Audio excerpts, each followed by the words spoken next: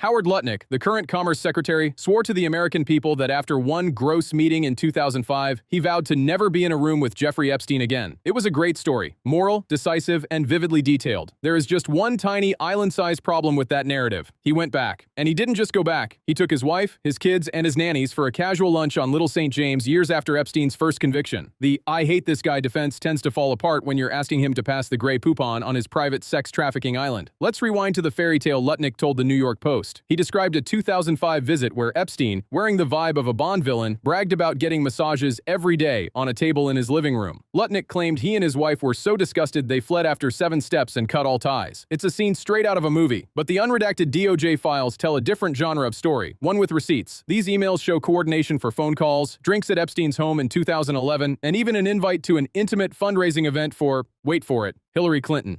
When pressed by the Senate Appropriations Committee, Lutnick finally cracked, admitting, "I did have lunch with him for an hour." He tried to frame it as a pit stop while boating, like Epstein's Island is a 7-Eleven. But as Senator Chris Van Hollen pointed out, the crime here isn't just the association, it's the audacity of the lie. You don't get to tell Congress you barely had anything to do with that person while your assistant is scheduling drinks and your family is dining at his table. Now, Representative Thomas Massie is calling for Lutnick to resign, noting that in functional democracies, getting caught lying to the public usually ends your career. But here, Speaker Mike Johnson is calling accountability absurd and accusing critics of playing political games. We are watching the wagons circle in real time. So, we have a Commerce Secretary who can't seem to remember a decade of interactions with the world's most notorious predator until the emails force it out of him. If the gross massage story was a fabrication to cover his tracks, what else is being mischaracterized in those files? Do we really think a man who lies about a lunch on Epstein Island is telling the truth about everything else?